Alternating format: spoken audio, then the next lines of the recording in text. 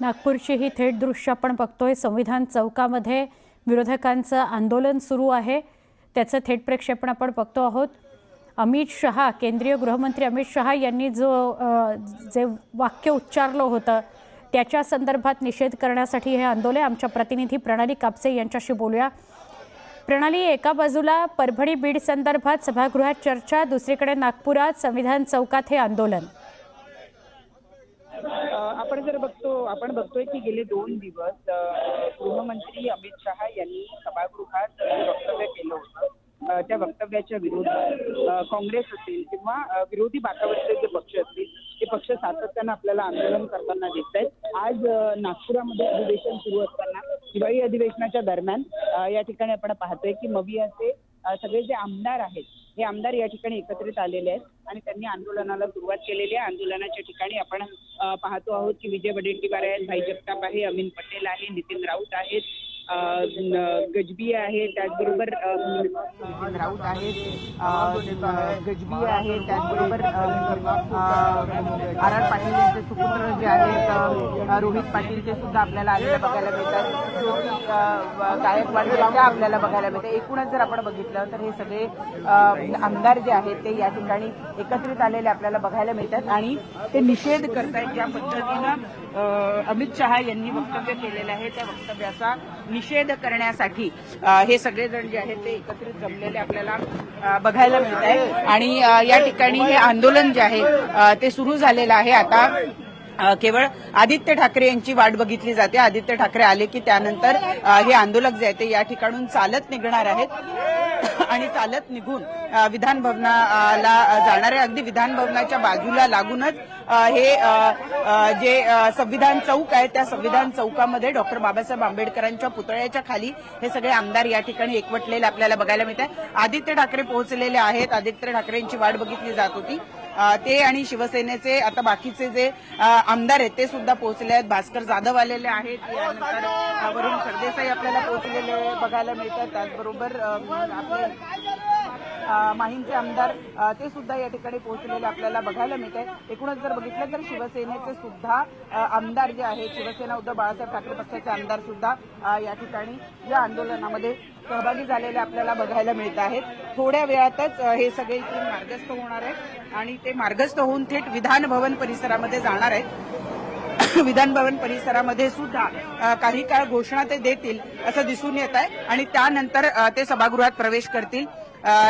वेगवेगळ्या भागामध्ये म्हणजे देश पातळीवर एकीकडे केंद्रामध्ये आपण जर बघितलं तर आंदोलनं केली जातात आणि त्यानंतर या ठिकाणी सुद्धा आंदोलन होताना आपल्याला बघायला मिळत आहे। एकूणच प्रणाली, तोच मुद्दा होता।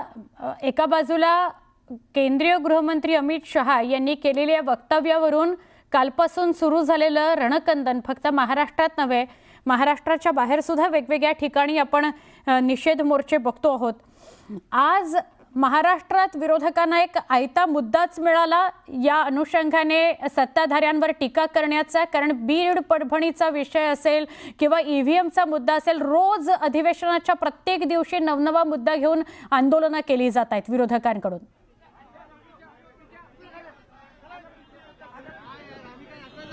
अगदी बरोबर आहे। आपण जर बघितलं तर एकूणच हे संपूर्ण जे अधिवेशन आहे ते रोज वेगवेगळ्या मुद्द्यांवर गाजवण्याचा प्रयत्न जो आहे तो विरोधकांचा या ठिकाणी दिसतो आहे। आपण जर बघितलं तर बीड आणि परभणीचा मुद्दा अगदी पहिल्या दिवशीपासून या ठिकाणी गाजत असताना आज मुख्यमंत्री या प्रकरणामध्ये जबाब देणार आहेत किंवा माफ करा आपली जे शासनाचं म्हणणं आहे ते मांडणार आहेत आणि सभागृहामध्ये एकीकडे हे काम सुरू असताना दुसरीकडे विरोधक मात्र या ठिकाणी आपण पाहतोय की अमित शहा यांनी केलेल्या वक्तव्याचा निषेध करण्यासाठी संविधान चौकापासून ते विधान भवनापर्यंत चालत जाणार आहेत, मार्च करणार आहेत आणि शिवसेनेचे आमदार असतील त्याचबरोबर या ठिकाणी बाकीचे जे आमदार आहेत ते पोहोचलेले आहेत। आदित्य ठाकरे आपल्याला दिसत आहेत, विजय वडेट्टीवार आपल्याला दिसत आहेत, नितीन राऊत, अमीन पटेल, भास्कर जाधव, ज्योती गायकवाड, महेश सावंत, त्याचबरोबर रोहित पाटील, वरुण सरदेसाई, भाई जगताप, हे सुद्धा बंटी, सतेज पाटील हे सुद्धा आपल्याला या ठिकाणी बघायला मिळतात। एकूणच बघितलं तर विरोधी बाकावरचे जास्तीत जास्त आमदार या ठिकाणी आपल्याला या आंदोलनामध्ये सहभागी झालेले बघायला मिळत आहेत। शशिकांत शिंदे सुद्धा आपल्याला बघायला मिळत आहेत, सचिन अहिर या ठिकाणी आलेले आहेत, बरेच आमदार जे आहेत विरोधी बाकावरचे जास्तीत जास्त आमदारांनी या ठिकाणी सहभाग घेतलेला आहे आणि हे थोड्या वेळातच हे सगळेजण जे आहेत ते विधान भवनाच्या दिशेने मार्गस्थ होणार आहेत। प्रणाली, एखादा विषय कमी महत्वाचा आहे, एखादा विषय जास्त महत्वाचा आहे हा मुद्दा नाही, पण ज्या विरोधकांनी 3 दिवसांपासून रणकंदन केलं की बीड आणि परभणीवर आम्हाला एक विशेष चर्चा हवी आणि अध्यक्षांना पहिल्या दिवशी सुद्धा नाना पटोले यांनी वारंवार तोच प्रश्न विचारला, आज सभागृहात त्याच विषयावर चर्चा होते आणि बहुतांश विधेयक हे बाहेर आहेत, या मुद्द्यावरनं आंदोलन करतायत।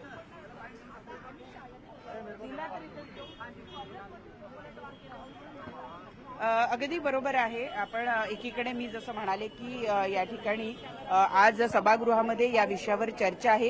नाना पटोले यात सहभागी न होण्याचं कारण तेच आहे, कारण नाना पटोले यांना आज सभागृहात या ठिकाणी भाषण करायचंय आणि त्यासाठी जर आपण बघितलं तर नाना पटोले हे अजून आलेले नाही आहेत आणि त्यामुळं या ठिकाणी आपण जर बघितलं तर नाना पटोले जे आहेत ते या आंदोलनात सहभागी झालेले नाही आहे, पण ते मात्र जरा वेळात इथे येतील असं सांगितलं होतं, परंतु कदाचित तोवर हे आंदोलन या ठिकाणून मार्गस्थ होईल आणि सभागृहामध्ये सुद्धा पोहोचेल। तुर्तास आपण पाहतोय की महाविकास आघाडीच्या वतीनं डॉक्टर बाबासाहेब आंबेडकरांचा जो पुतळा आहे त्या पुतळ्याला माल्यार्पण केलं जात आहे, अभिवादन केलं जात आहे डॉक्टर बाबासाहेब आंबेडकरांना या ठिकाणी मवियाच्या वतीनं आणि त्यानंतर हा सगळा जो मोर्चा आहे हा मार्गस्थ होणाऱ्या विधान भवनाच्या दिशेनं केवळ आमदार सहभागी झालेले आहेत, यात कार्यकर्ते पदाधिकारी हे मात्र सहभागी झालेले नाही आहेत, कारण त्यांना या ठिकाणी थेट विधान भवनामध्ये जाण्याची अनुमती नसल्यामुळं या ठिकाणी केवळ आमदार जे आहेत ते आपल्याला सहभागी झालेले बघायला मिळत आहेत। माल्यार्पण करण्यात आलंय, पुष्पार्पण करण्यात आलेलं आहे आणि त्या ठिकाणी सुद्धा घोषणाबाजी दिली जाते, घोषणाबाजी केली जाते आहे की ज्या पद्धतीनं हे वक्तव्य केलेलं त्या वक्तव्याचा निषेध आम्ही करतो आणि जो अन्याय आहे तो आम्ही सहन करणार नाही असं सुद्धा या ठिकाणी म्हटलं जात आहे।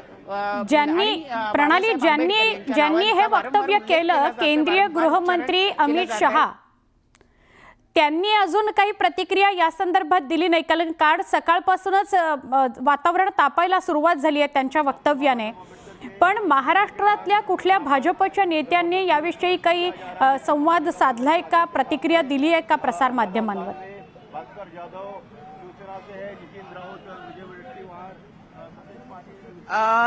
नाही सुवर्ण, कालच आपण जर बघितलं तर अमित शहा यांनी पत्रकार परिषद घेऊन आपल्या वाक्याचा विपर्यास केला जातो आहे असं त्यांनी सांगितलेलं होतं।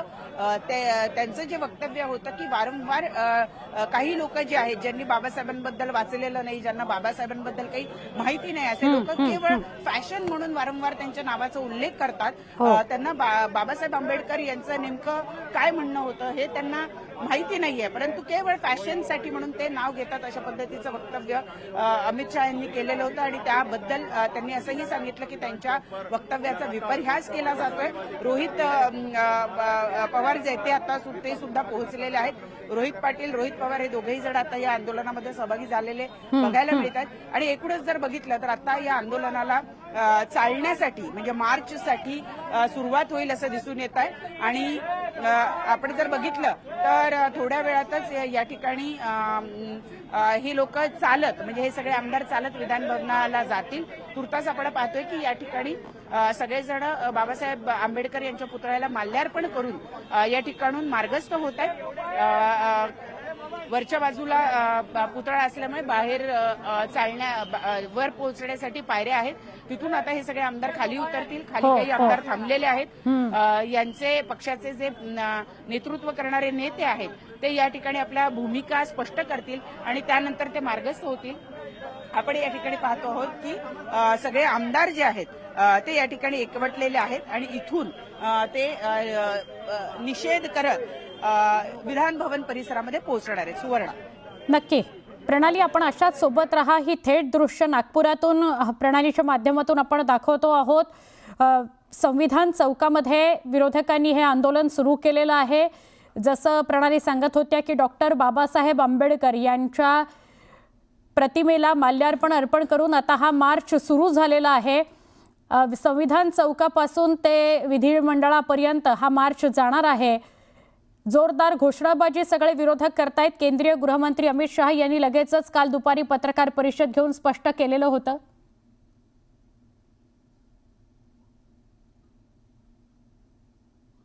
आमच्या प्रतिनिधी प्रणाली आपल्याला दृश्यांमध्ये दिसतायत। सचिन अहिर आहेत आणि सगळेच विरोधी पक्षातले महत्त्वाचे नेते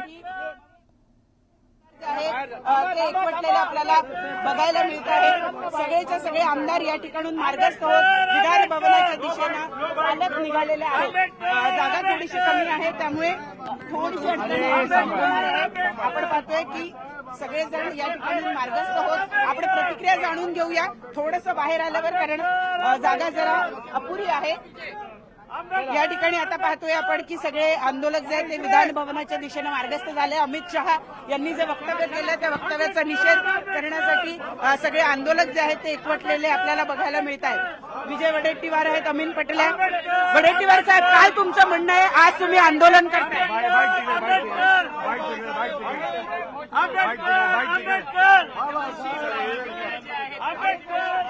त्यांचं म्हणणं आहे की विधान भवन परिसरामध्ये पोहोचल्यावर ते प्रतिक्रिया देतील। आपण बघूया की या ठिकाणून ते मार्गस्थ झालेले आहे। अवघ्या एक 5 मिनिटाच्या अंतरावर विधान भवन आहे। विधान भवनामध्ये गेल्यावर ते सगळेजण